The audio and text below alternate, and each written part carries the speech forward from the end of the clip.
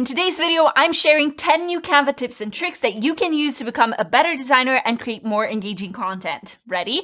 Let's do this. Hi my lovely people, it's Natalia and welcome back to my channel where I help you create better content and grow on social media. And it's been a highly requested video after part 1 and 2 of my Canva tips and tricks, so I hope you're excited to discover some brand new Canva hacks. Some of the tips I share with you today are available for free users, while others may require a pro account. And of course, it's completely up to you if you want to use the free or the paid version, but I can tell you that Canva Pro is well worth the money with all the incredible features that come with it. You can check out the link in the description box for a free 30-day trial for Canva Pro. All right, let's jump straight to Canva. Tip number 1, time video elements. All right, let's start with an absolute banger of a tip. It has to do with the Canva video editor. Did you know that you can adjust the timing of any elements that you put on top of your footage?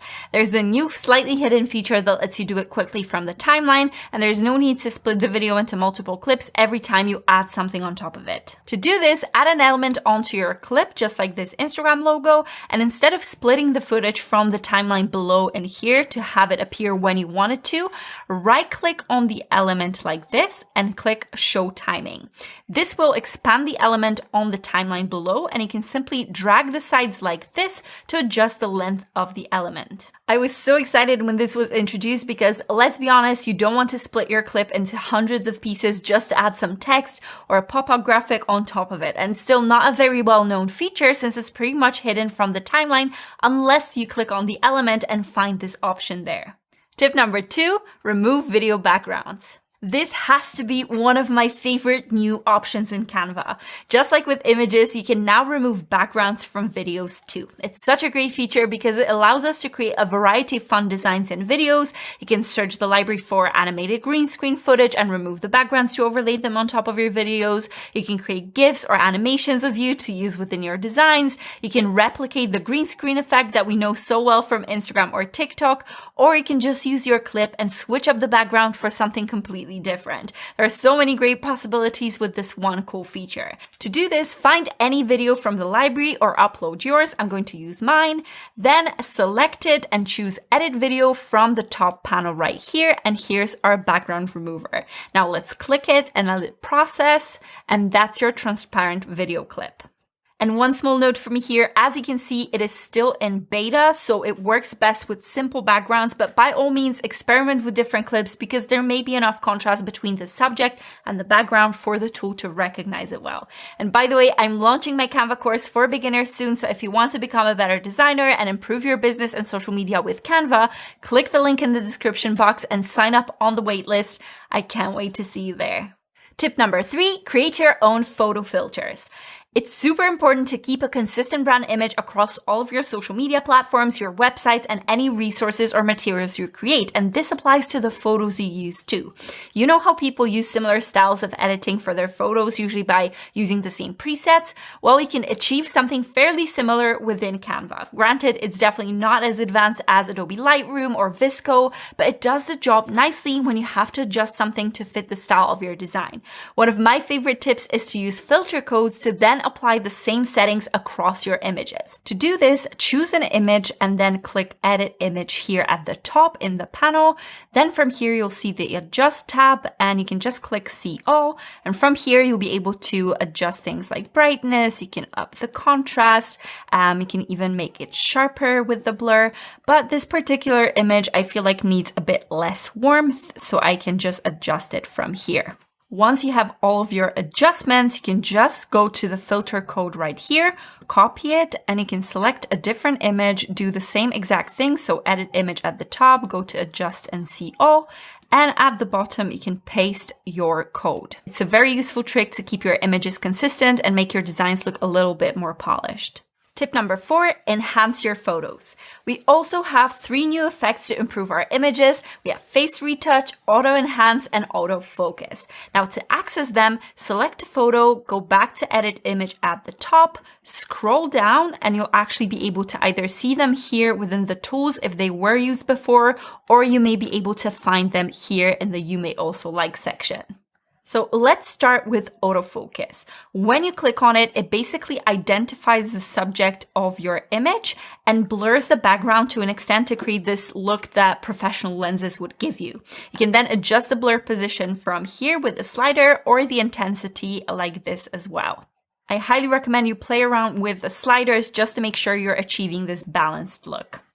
Next, we have Auto Enhance, and this is simply a one-click filter that improves your parameters of the image. It balances all the different settings like brightness, clarity, contrast, just to make your photo look better. With one click, it analyzes the photo and applies an automatic setting to improve it, and you can then adjust the intensity, again with the slider, and toggle the original to see the changes. Last but not least is the face retouch from here. When you choose this option, it automatically applies some filters to the photo to kind of enhance the look by whitening teeth, by smoothing the skin, and removing the red eye effect if it exists. And with the auto option, you can adjust the intensity on the slider again, but you don't have to go for the automatic settings. You can actually select the skin smoothing, the whitening of teeth. You can have the red eye effect on its own and change the intensity from there for a more targeted effect. A little disclaimer here, I'm not a fan of intense retouching because it really affects how we perceive reality and our self-image, so I don't recommend going too heavy with this, but I can understand how this can be useful if you're enhancing photos to have a more editorial feel. And a heads up as well, all three of these tools are in beta, so I expect them to keep on getting better with time. Tip number 5, apply video adjustments. All right, we've covered photo filters, but do you know you can also do something similar to your videos? Well, first of all, Canva has its own filters for you, so you can make your footage look a bit better or match it to the style of your photos. Secondly, just like with photos, you can now also adjust the visual aspects of your videos and again, make them brighter, darker, you can make them warmer, colder, you get the drill. To do this, select the clip you want and hit edit video in the top panel again, and similarly to photos, you'll see the adjustments, but they're in the second tab right here at the top. The layout is slightly different here. Unfortunately, this panel doesn't allow us to copy unique filter codes. Hopefully that's a feature that Canva is working on, but it's still very useful with all the different sliders here. If you want to apply Canva's filters, you can go to the first tab right here, and just below our background remover, you have all the filters. If you click see all, you'll be able to apply something, and once you apply it, you can just change the intensity. Maybe let's go for something like this. You see the differences, and then if you want to remove that filter, you can just go back to none. Tip number 6, batch create social media posts. Did you know you have the possibility to quickly create a bunch of posts for different platforms with just a few clicks using the same template? If you didn't, then I hope you're excited. It's called Quick Create, and it's a really great feature for all of us content creators who want to save some precious time. Now, Quick Create is not so obvious and can be easily missed. What you need to do is to go to your homepage and choose the social media tab here below the search bar. Now, once you click on it, that's going to be your first choice from the popular tab. And once you click on it, then you're welcomed by a new type of editor, which lets us quickly design a bunch of graphics for Instagram, Facebook, Twitter, Pinterest, LinkedIn, and even email. Once you select what you want, you can then add your primary and secondary text. You can move along to an image and a logo. And next, you can select a template from this library right here, and then select your own color palette and apply your own fonts to keep a consistent brand image. And if you keep on clicking on the palettes, the colors are going to shuffle and you'll see a lot more variety so that you end up with a well-matched design. When you're done, you can just click finish, wait for the images to be processed, and then download a whole pack of your new designs ready to be uploaded across all platforms. Just a neat little trick that can easily be missed among all the other Canva features. Tip number 7, draw your own elements. Okay, heads up because not everyone knows about this. You can draw in Canva right within the editor and straight into your designs. This trick is very cool for those moments when you really need a custom element that you can't seem to find in the library. To be able to draw, scroll down in the left panel here to the More tab and then type draw in the search bar. Now you should be able to see the icon for the draw tool, and once you select it, you can choose between a few different effects. We have the standard pen here, we have the marker, then the glow pen and a highlighter. And as usual, you can adjust the sliders to change the size, or in this case, the transparency as well, and choose the color too.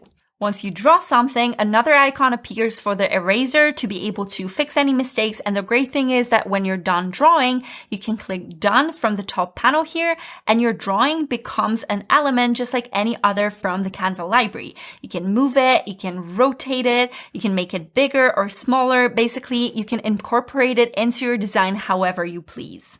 This is another beta feature, so it's going to be improved over time, and I definitely feel like this is one of those options that works so much better with a graphic tablet for the best control, but you can still use it with a mouse or a touchpad if you're especially dexterous. Tip number 8, export in CMYK. For all of you lovely people designing in Canva with the intention of actually printing designs later, you can export your designs in CMYK. CMYK is a color model used in color printing, and it stands for 4 ink plates: cyan, magenta, yellow, and key. It's super important for the printing process so that your colors are rendered correctly and look the same way both in the editor and in real life. Heads up straight away, this is a Canva Pro option, so you won't be able to access it if you have a free account. Now, to export your designs in CMYK, go to Share, then to Download, and in the file type, choose PDF Print for the best quality possible, and then select CMYK in the color profile. It defaults to RGB, so you can choose CMYK from here. And as a useful side note here, you can also select to include crop marks in here. You can flatten PDF and include notes, all of which are usually a necessity when using professional printing services. And by the way, if you go to File here in the top right corner, you can select Show Margins and Show Bleed to see the parameters of your design. Now, bleed is the extra space around the outside of your design that gets trimmed when printed, and is absolutely crucial in printing pretty much anything from business cards, leaflets, folders, to banners and posters. Usually, print shops require a 3mm bleed, and this is why you need to include it in your design. Same goes for margins. It's crucial to have enough negative space on the inside so that no important elements or text get accidentally snipped off. Tip number 9, design presentations quickly with layouts. It's no surprise that Canva helps you create incredible presentations, and I've shared some really useful tips for those in part 1 of this video. It's going to be linked, so make sure you check it out next. But there's more to presentations. Apart from using some of the templates that Canva provides, you can now access a variety of presentation layouts too. To do this, choose any presentation. It can be blank or not. And once you're in the editor, tap the Templates tab in the top left panel. Just as I've said, apart from the Templates bar, you also have the layouts here, and you can apply any layout to your presentation with one click. Now, if you've used a blank presentation, you have standard branding here, but if you've chosen a template, you'll see that all the styles are applied for you too, so you keep your slides consistent with the fonts. If you want to finesse it even more, you can go to your chosen template right here, and then at the bottom, you can apply your template style. If you keep on clicking on it, you'll see the different colors to add even more interest to your slides. I absolutely love that Canva keeps on improving all the existing features apart from adding new ones, and the presentations are no exception here. Tip number 10, learn with Canva events. I want to put you up to something that a lot of people miss out on. Apart from obviously being a very versatile design and editing tool, Canva is a brilliant way to learn new things, and Canva events let you do that. They're not really advertised that much, so I consider them to be a bit of a hidden gem. There's always something on covering a variety of different subjects. You can view past events as well. You can even get a wee certificate of completion after you've participated in the event. And to access Canva events, you can simply go to canva.com/events. And from here, you'll be able to see what's going on and sign up for a class. Have you discovered something new today? Go to the comment section and share your favorite tip you've learned from this video. Now, I have a bunch of other Canva tips and tricks to make you a better designer and speed up your workflow, so make sure you watch part 2 now. And of course, if you're more serious about mastering Canva and using it for social media and your business, make sure to sign up on the waitlist for my upcoming Canva course. Subscribe for more exciting Canva tutorials and content marketing tips, and like this video if you've enjoyed it. Thank you so much for watching, and I'll see you next time.